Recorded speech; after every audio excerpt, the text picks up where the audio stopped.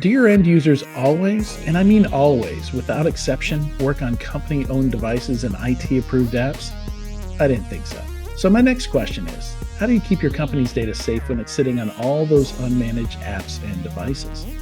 1Password has an answer to this question: Extended Access Management. 1Password Extended Access Management helps you secure every sign-in for every app on every device because it solves the problems traditional IAM and MDM can't touch. Check it out at securityweekly.com/1password.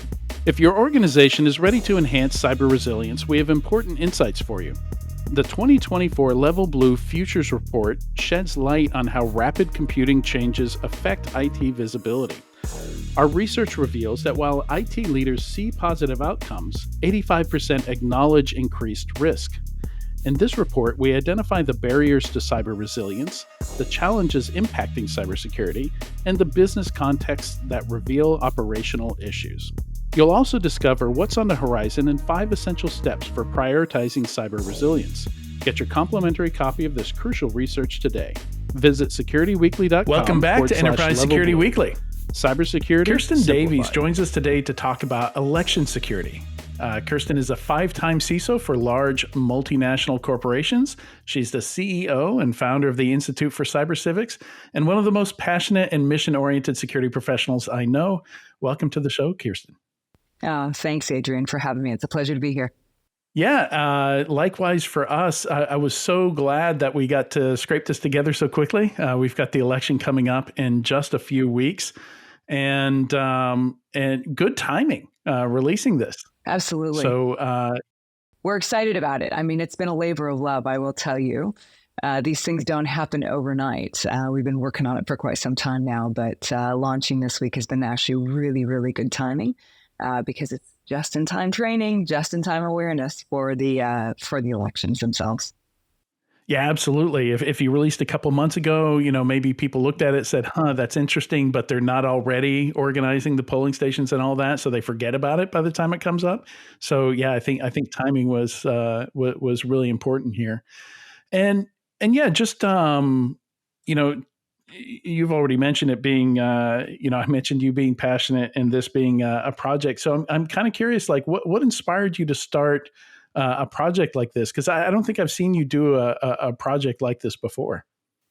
No, you haven't. Actually, we've known each other for quite some time, haven't we? Yeah. I think, I've always been involved in a lot of passion projects, purpose projects in the background, right? On my own time and on my own dime, as they say.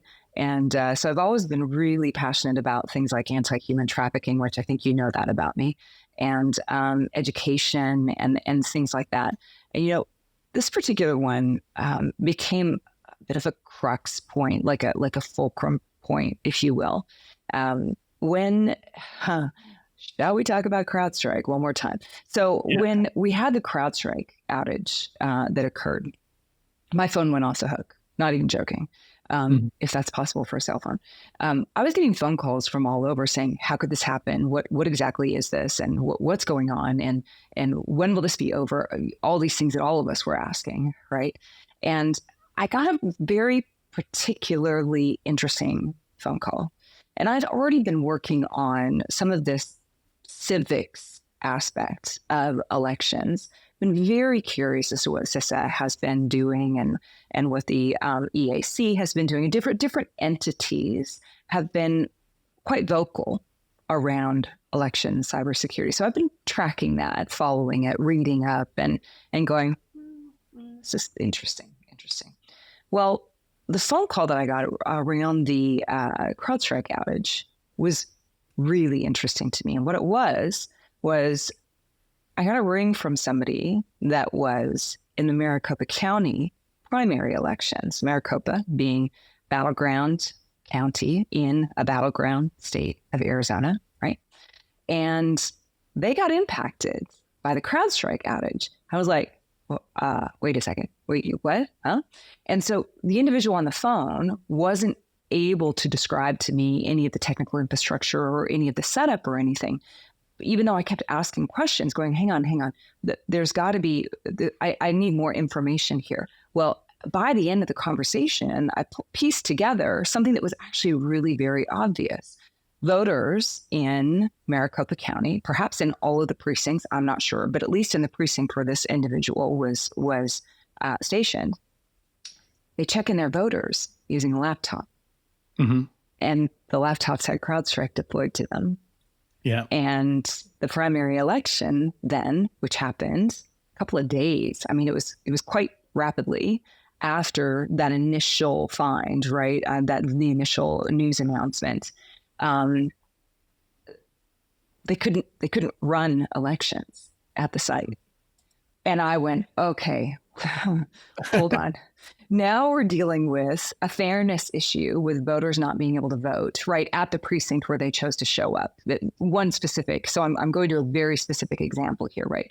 So we have voters that show up wanting to vote. And I don't really care right or left side of the aisle. I care that people are able to vote. That's what's important. That's our constitutional right as citizens in the United States of America, right?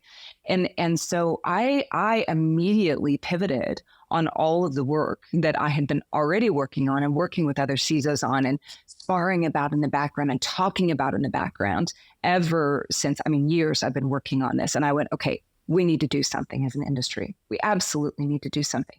Because when you have these folks that are wonderful, a lot of them volunteers showing up, election workers are paid by a state or by a county to work the polls. Election observers are volunteer. They're usually partisan. But when you have these people show up and they volunteer to work or they volunteer to observe, they're not folks like you and me. Usually, I've been both a worker and an observer, so I've done both. But that's because I'm really interested in the subject. But we, by and large, statistics show us, data shows us that it's largely older individuals who are not tech, they're not digital natives, right? A lot of folks are retired, and they don't know what a blue screen of death is. They didn't know what was happening. And I thought, oh my goodness, if we just had a handbook to help people understand what to look for. And that was really the fire just like ignited. It had been simmering for quite a while with me, but the whole thing just ignited. And I was like, okay, we got it. As an industry, we need to do something now. Yeah, and that was one of the first things I think a lot of people asked during that CrowdStrike outage was this malicious? Was this some malicious actor that did this? And, most people, as you say, can't tell the difference between, what was the outcome of an attack look like as opposed to just your run-of-the-mill software bug. That's right. That just happens to be in the wrong place in memory and crashes the whole OS. Yeah. And the average person who doesn't even know other than how to turn their laptop on and off, God bless them, that's great. It's wonderful. They're not even going to know what a blue screen of death is. Honestly, they'll be like, well, it doesn't work. It doesn't work. It's not working. What do I do? What do I do? Right. So that was really the impetus for just bringing this whole fulcrum focus together with a lot of amazing people behind the scenes. Some of whom are listed on the website and the Tech Advisory Council, some people who are not listed. Who are just supporting and helping, right? Helping. Yeah, good to have friends. Yeah. I especially trying to put something like this together. Great to have people you can just have take a look at it, offer advice and stuff like that. That's right. I was just going to say real quick, if I can add, Adrian, I have been so shocked and also just pleasantly surprised by the outpouring of support from the cyber community. So many people have reached out to me saying, this is so timely. We need to be doing more of this. How can I help? And I think some of these things just require a bit of a spark and an ability for people to get involved, and then they're off to the races. Yeah, you're right. And I just wanted to highlight a few things that you mentioned there, telling the story. One of them is that not everybody is, as determined to vote as other people, right? Like you introduce, same thing with sales, right? You introduce a little bit of friction into the sales process, and you're going to lose some percentage of buyers. They're going to be like, it's not worth it. I didn't want it anyway. And I imagine you'll lose some percentage of the voters if you just increase that friction a little bit, or in this case, it could be a lot. Like looking at my polling locations, I've got a place that's 5 minutes from me. And then the next closest one is like 35 minutes. And the one after that is 45 minutes. You lose that one polling station next to me, and it's hard to fit early voting into my schedule. Once you hit 30 minutes, like I've got enough stuff going on every day, it's going to be really tough for me to get there. And the other thing I wanted to highlight is, and we saw this with the, I forget the name of the pipeline, the gas pipeline that we saw shut down. One of you guys will remember. Colonial. Yeah, Colonial. Yeah, like for years we were talking about attacks against SCADA and OT systems and things like that, attacking gas pipelines. And when it finally happened and caused disruption, it was the billing systems they hit. So as you point out, like the voting systems aren't connected to the internet, they're probably not going to be hit by something like this. But if you can't check the voter registration, they don't get to go vote, or maybe you have to go through a different process with voting with those folks. Like, I don't know if they have a backup process, or if they can't get that laptop to work, or in some cases they're little tablets that they use to look people That's right. up. The e-polling stations. Yeah. Which is one of the recommendations we put in the handbooks that we published on the website, which is you need to have a backup plan. So we know that in IT and in security, there always has to be a plan B. And then you need to rehearse the plan B, right? So we prepare for these things. We prepare for outages. We prepare for downtime, as it were, in our various industries. And that's absolutely necessary to have, whether it's a paper copy of the voter registration tally that is securely stored and only used kind of like in a break glass emergency, right? Or it's, a lockbox right there on site, which would probably be an additional step that's needed, of ballots for people to fill out if they can't use the actual machines, right? If there's a power outage, or if there's a connectivity outage, even in a local network, and I think it's important to note too, every state is allowed to do voting their own way. They can use their own systems. They can use their own processes. And even in some states, the counties are permitted to run it the way that they want it. So even trying to kind of go, stories. Yeah. Machines bought off of eBay that still have data from some other state. Yeah. It's a real challenge. And I'm aware, look, there's a lot more work to be done on this topic, but we all have to start somewhere. So this is a pebble. Maybe some would argue it's a rock thrown into a lake, and it may be just be one rock, but it's having some ripple effects. Yeah, it's so I didn't have a ton of time to research for this, but I did some. I was curious about what kind of training people get, and that's something I want to get into a little bit because I think maybe the average person, unless you volunteer, doesn't know the different roles that are involved at the with election workers and at the polling stations. But also, like Harris County, Texas, has this very comprehensive 235-page manual that covers most of the technical things you could possibly want. And then looking at other counties, in other states, maybe it's 17 pages long, or there's not even a PDF. Like you have to go attend a class and they give you a binder with paper in it or something like that. So I imagine the experience for the people working these polls is very different from place to place, but it's also relevant to the publications that you publish. But maybe tell us a little bit about the different roles and how you've created some education for each of those.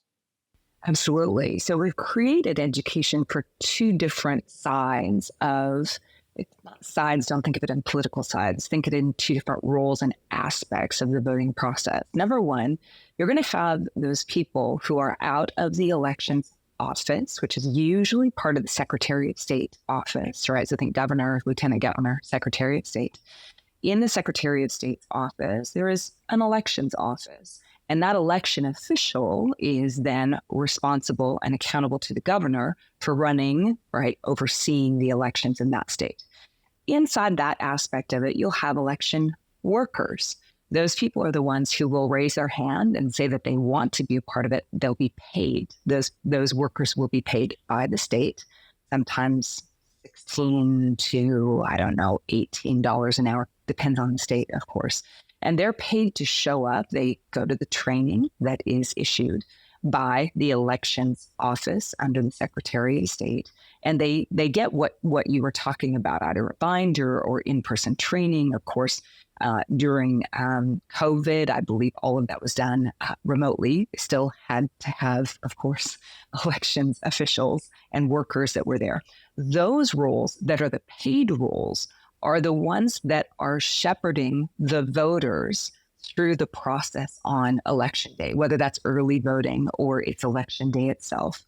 Those officials also are the ones that shepherd the citizens through registering to vote.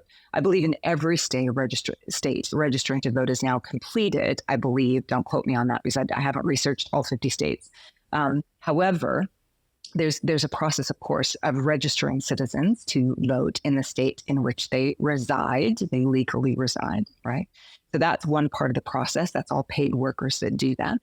Then when you get to either early voting or to the election day itself, these are the people that are sitting at the check-in stations when they're checking voters in and following whatever process is that state's process, whether it's checking an ID and matching a signature, in-person signature to a signature online that they have for their state ID, whatever those things are. There's a different process for each state, which we'll talk about in a moment.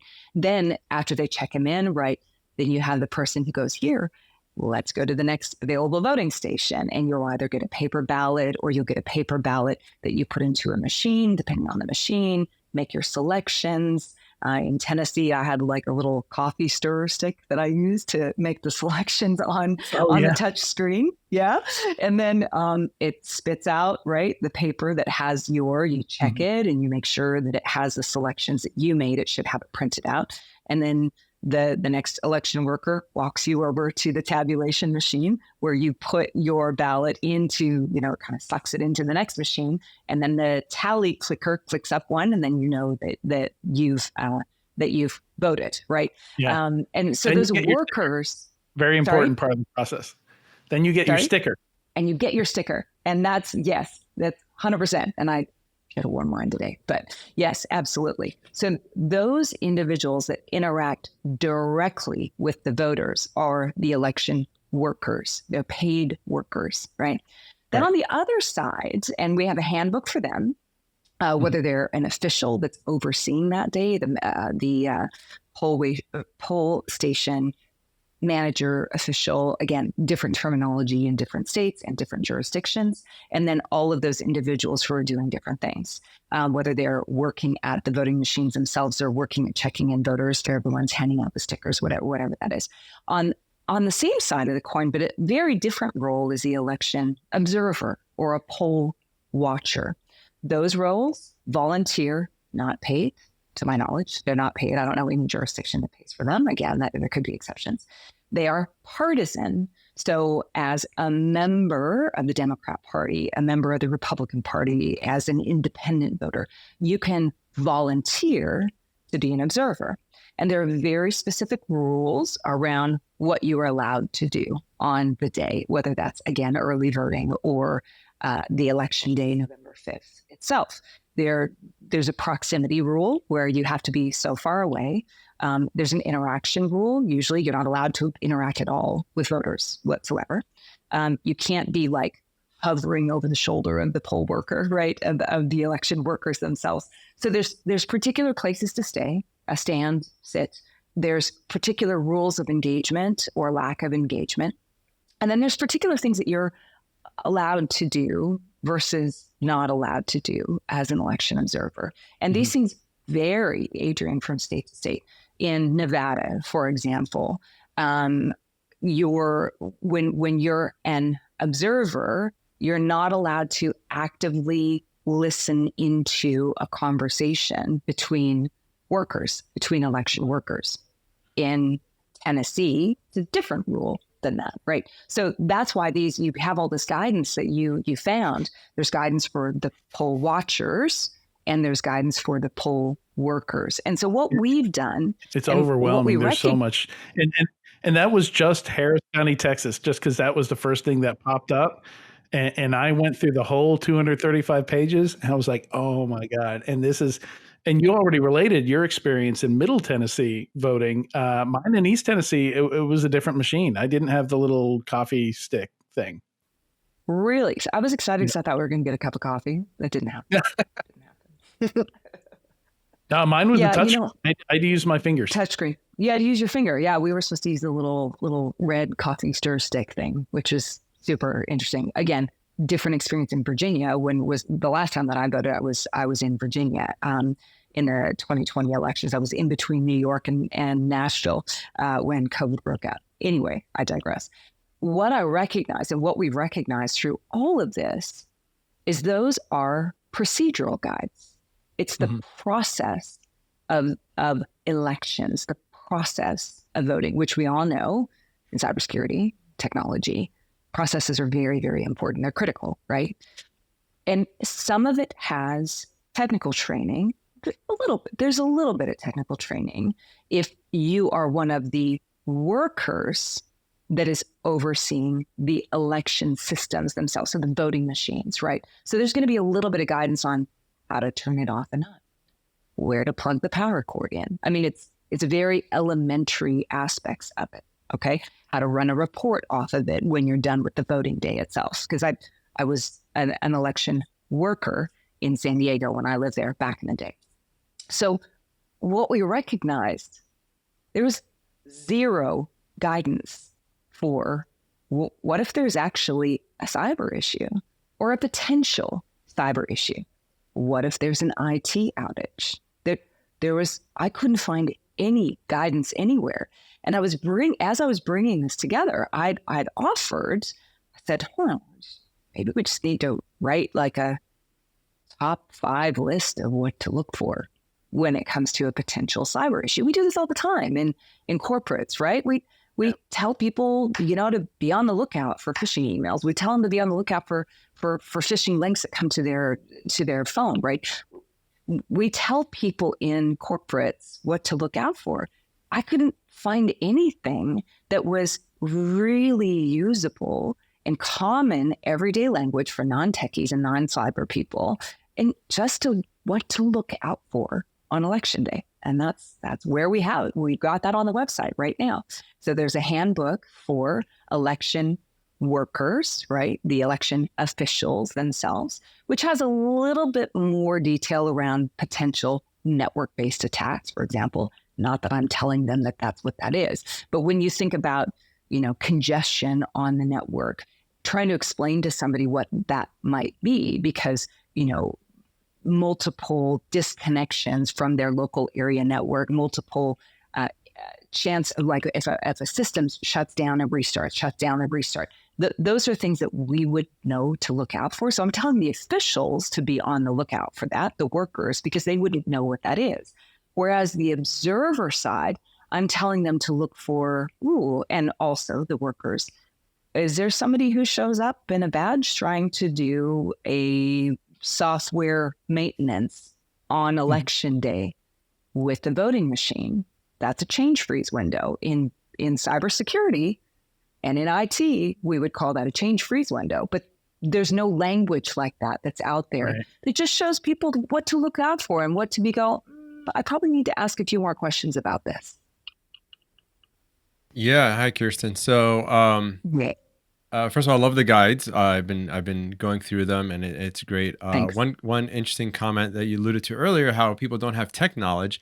I love the glossary section, where you kind of take the server and you have a kitchen, and then the kitchen is the customer is the client and the device. So I love that and walking through that. How has feedback been on that? And then I do have a more deeper question, but yeah. Sure. Yeah. No, thanks for that. That has been the feedback. When we've had people come back to us that are non-techie, non-cyber, and they go, oh, wow, I get it now. I get what this is, because it made sense to them from like a restaurant analogy, to use your point. And if the audience hasn't downloaded it yet, you need to go download it and read it, right? And that's what we need to be doing. Even in our corporate jobs, right? If we're a small to medium size or a startup company and we're doing cybersecurity for them, or a big corporate, we're doing cybersecurity for them, we have to be putting cybersecurity into language that people can understand it. Otherwise, they will never understand why this is important or why they should pay attention. Yeah, come to them. You got to come, That's come right. to them and come there, bring it in their area. That's right. What's the, there's so much to unpack here. We need like 3 hours, but what's the vision for the organization in the future? Where do you see the organization? I mean, there's a lot of complications in this. You have the vendor part, you have the counties, you have the there's no standardization. What do you see? What's the vision do you have in mind for the organization? Yeah, it's a great question, and thanks for asking it. You're teeing me up for talking about my passion. So specifically with election security, and I'll go on to other topics because I have a tremendous vision for other topics that I find also to be very important. But if we want to talk just specifically about election security, we already have a draft of a cyber and an information security policy for election security. One of the things that we realized is that there's guidance on different topics around security. So, for example, you can go to NIST and you can cross-reference NIST with NSA guidance for system hardening. Great. That doesn't exist right now in a completed and comprehensive form just around elections, right? You can also go to CISA, right? And you can look at the vast information that they have as well, just for critical infrastructure in general. But when it comes to specific elections infrastructure, it's a bit piecemeal. It's important. I'm not saying that they don't think it's important. I know that they know that it's important. It's just there isn't anywhere a comprehensive policy that is how we would treat a policy in corporate, which is this is required. It's a compliance requirement. There's been great work out there for people who have made recommendations. Here's what we would recommend. Recommendations don't go anywhere inside of a corporate unless you have the corporate compliance office behind you saying, no, it is now mandatory for you to follow, as an employee. It's mandatory to follow the information security policy, just like you follow the ethics policy, all of these types of things. So the vision really is to get this to a place where we work with state CISOs, as they're called in government work. We're going to be working with state CISOs to socialize this draft of the policy. I welcome working with CISA and with other agencies as well. But we need to get a policy that is out there that the state CISOs can then hold IT vendors accountable to, right? Okay. Whether right and it's because we've known about the problem, we've known about the issues for years, but that's right. We haven't done anything. Okay, gotcha. Yeah, and I'd say there's been a variety of people trying to do bits and pieces of the thing around it, and I don't want to say that nothing has been being done, but it's in need of a fire starter underneath it, and to look at this much more holistically and strategically, because it's like working in a big corporate company and you have all of these different business groups or regions or markets or channels to market, and everybody's doing their own thing. As a global CISO or as the group CISO, what's the very first thing you're going to do when you walk in the door? You look to see what the policy is. And you say, is this optional or is this required? Because if it's optional, we need to make this required, right? So that's really the next step across this piece, is to get a holistic, overarching cybersecurity and information security policy in place that the states will agree to adhere to, because then the state CISOs will have a little bit of armor, right? They'll have they'll have something that they can take. They'll have leverage. Exactly. Such a great word, leverage. So that's like immediate next. And then if you want to talk about next, I can talk about that too. But that's a huge piece of work in and of itself. That is going to require policy to change at the state and at the county level. And it's needed, quite frankly, it's needed. So I have a question. It's sort of it's a little more ephemeral, I guess, because it's not, do we have an outage or was somebody able to hack into the voting machine and either delete answers or change answers? But related to it, obviously, is mis and disinformation. So election security is bigger than just the actual filling in of the circles. I filled in the circle on the piece of paper, so we now have we have 3 different experiences here. And how do we evolve? I mean, there's such a big problem with the actual voting machines and voting process in person. But how do we expand out? And are you looking to expand out to tackle that information? Because we know that certain entities are looking to influence and disseminate information online. And it's using technology and using fraud to influence people, maybe not necessarily with the best intentions. That's a great question. I think average everyday citizens are inundated, right, with a variety of different things at any given time. If we talk about the digital experience of everyday citizens, we've moved rapidly into a digital world, right, where everybody's on their phone all the time. It's not a phone anymore. As we know, it's a mini computer, right? There's access via apps or directly through data to any amounts of information that are out there. There's access via the apps to, your email systems, your banking systems, all of the social engagement that you want, and probably some you don't even want, right? And so when we look at that, I think what we want to tackle first is safety and security of the systems and the way in which people interact with them. That's the biggest piece right there, in my opinion. That's foundational. In my opinion, that's foundational. And here's why. In the midst of all of this kinetic information that is out there, I think what we're missing is the ability for the trust factor to happen, right? Which can be, it can be the information that they're looking at right away. I think we've seen an uptick, and I bet you would agree, we've seen an uptick of the use of AI overlay on images or AI generated images themselves. And what's happening in the midst of all of this is that an everyday individual doesn't understand the level of which these images or this information could be being manipulated, could be being adjusted, for lack of a better word, right? Slight adjustments all the way into a complete fraudulent account of something that's going on. And the slighter it is, the harder it is to decipher. Yeah.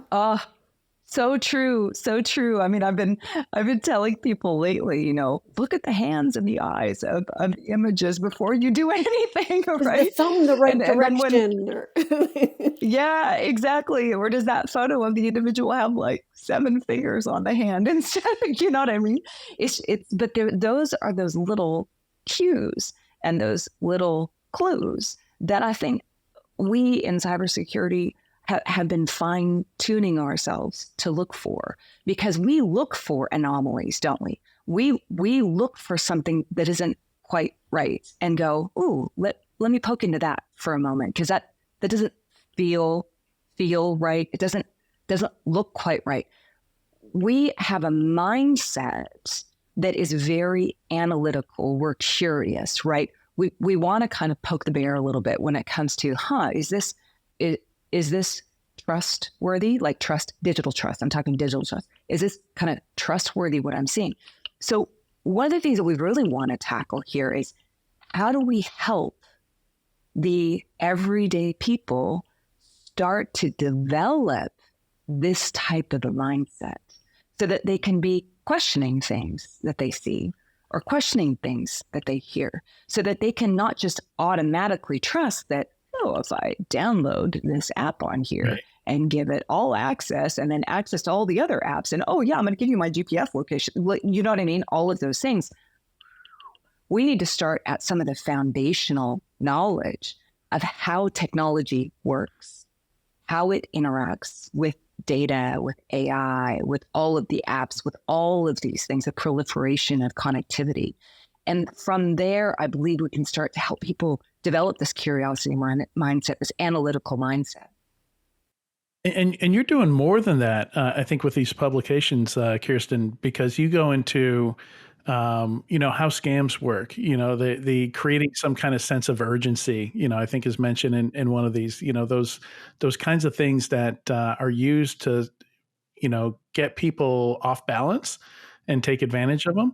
And it's a mix of like technical things like, somebody trying to plug something into a USB port, but also using authority, misusing authority in some way to try and get you to not ask for their ID or ask for proof that they should be there messing with something.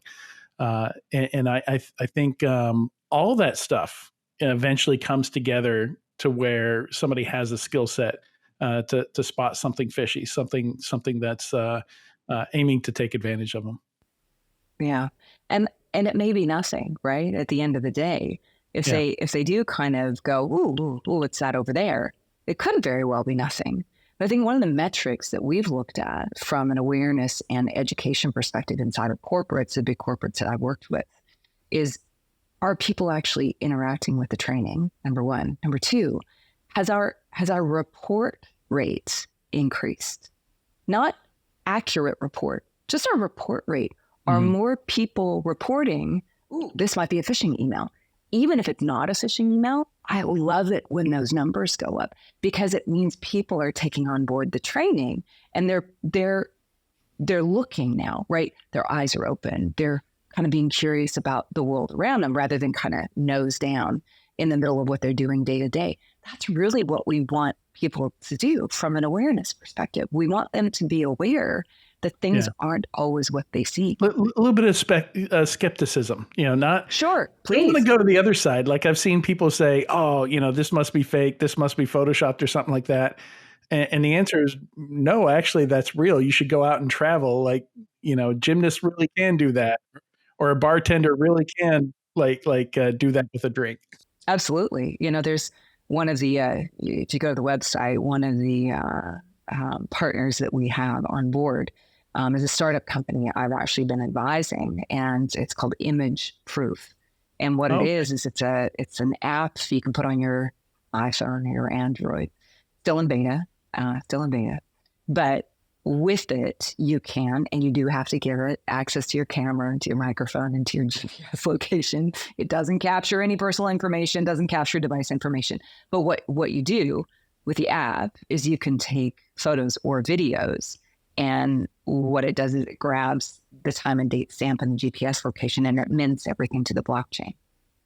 So then you have media that you've collected that always is available on the public ledger and always can be referred back to. And so if somebody tries to overlay fraud stuff to it, right, AI stuff to it, overlay anything to it, even try to say, oh, well, this happened somewhere else, this, that kind of a thing. Then there's always that original to look back to and go, well, here's the time and the date stamp and the GPS location, right? And the original media that was there. Still working on that. We're using it. They've done a great job. They've sent interns to different rallies on both sides of the aisle. We've got usage happening all over the world with people, just testing it out and seeing what use cases it could be used for, validating nonprofits, like NGO aid that goes somewhere, validating it actually went to where it was supposed to go to, validating, forensic imagery of a crime scene, for example, things like that. So there's a lot of use cases. And I think that it is super important what you're talking about, because it is, as we look at, to your great point, misinformation, disinformation, right? As we look at that, I really think we've lost a lot of trust in what we see and what we hear. And we need that trust back, because the world is a very, very big place. And we need to be able to have exchange of ideas and exchange of information. But that root of trust, now I'm talking much more broadly than just digital trust, but that root of trust, we really need that back. And I've heard that from friends on both sides of the aisle, right?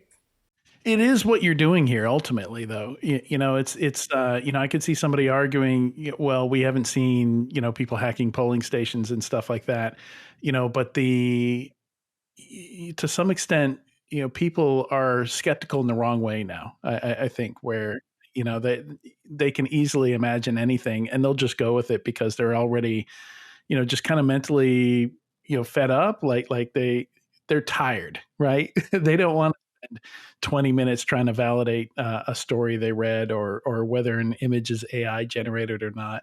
So that's something I've seen a lot of software, like there's this wallpaper app, that was just debuted. And one of the instant feedbacks they got is, we want to know when we're looking at a real photo, because they connect with artists who create or take the photos that are in the wallpaper app. We want to know what's digitally created, or, actually came through the lens of a camera.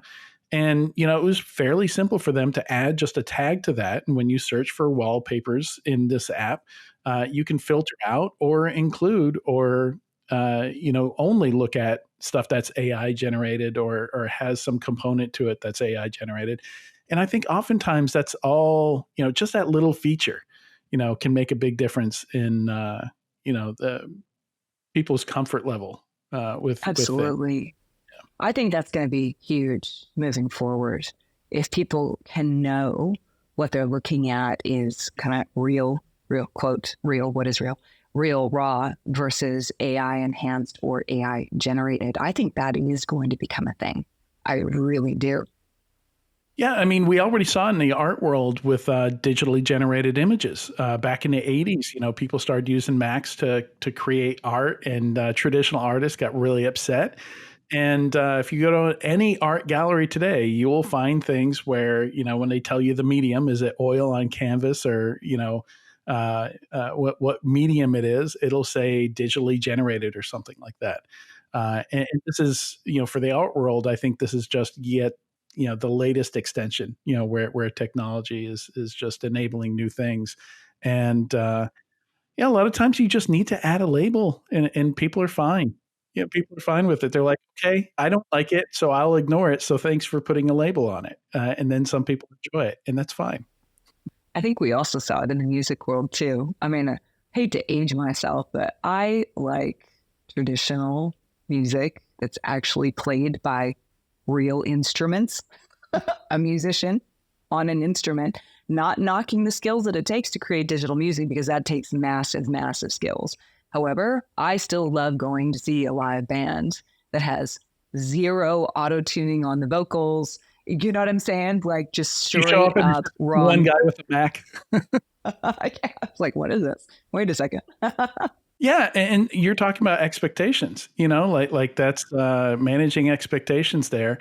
And I think that's part of what you're doing for the voting system here, is saying, okay, like here's some things to look for, and as Eamon was getting to, I think getting adoption sounds like the next step here, and I guess as we wrap the conversation, that would be my question is what can we do? What can our listeners do to help get this, help standards here, help this become a standard? I appreciate that. That's great. So everybody can go to the website, which is Institute for Cybercivics, plural.org, instituteforcybercivics.org. You can also find my LinkedIn page, which will be linked to the Institute for Cybercivics LinkedIn page. We're on all the socials right now, too. I mean, primarily get the word out, please, because I think all of us know someone who's either a poll worker or a poll watcher. And if you don't know somebody directly who is, they probably will. So if you help us get the word out, because a handbook doesn't do any good if it's just kind of sitting there on a website. We've already had quite a few downloads, which is wonderful. So we're getting a lot of uptick on the use of the handbooks itself. Number one, that's the primary thing, especially before November 5th, this before the election day. That's primarily it. Just help us get the word out. I'd really appreciate it. We would really appreciate it. And number two, if people are interested in being involved in this, they can volunteer to help us out. We're creating content all the time that is, again, demystifying some of the cybersecurity stuff, using best practices, of course, using straight up best practices in cyber industry, but applying it to various scenarios in life. And so we would love to have people who just want to volunteer and be a part of that mission. You'd be working with myself and with the 6 other Tech Advisory Council members. You can go to the website and see who those people are. We're adding another person today. We've got 2 more people in the wings who are waiting to get their corporate comms approval. So there's some really, really great people who are very passionate about this initiative. And then number 3, as we continue on and building out that content, we're going to need some very specific subject matter expertise skills around specific subsets, right, of a policy, of a standard, of things like that. The next piece, if I can just give you a little bit of a cliffhanger, the next piece that we're going to go after in the longer term is building out cybersecurity awareness for today's youth. And today's youth, we know, are being targeted online. They're being targeted for grooming, for trafficking. And I'm very passionate, for those people who know me, I'm very passionate about anti-human trafficking. People don't realize that human trafficking isn't just moving a person, like physically geolocation, moving a person against their will into another location. It's actually also digital imagery and digital videos. So when photos and videos are taken of children of underage and then sold, licensed, moved, that is human trafficking as well. And I am so passionate about this, and the Tech Advisory Council are super excited about this. We're going to be working on building education out for today's youth in languages that they understand, which is social media. You know what I'm saying? Like, it's going to be like, I can't even do those dances on there. I'm just not that coordinated. But we're going to be working with some of the big social media companies in order to develop some really great digestible content for today's youth, just to help them understand what the risks are so that they know how to protect themselves a bit better. Amazing stuff, Kirsten. And thank you so much for coming on today. Late notice. Again, as I said in the beginning, we threw this together very quickly. And I love always doing an interview with somebody who's passionate about something. And I knew we would not lack for that today. So thank you, Kirsten. Oh, thank you so much for having me. It's been such a pleasure. I really appreciate you making room for this very important topic. And also, yeah, thanks so much, Eamon and Katie, for joining me today.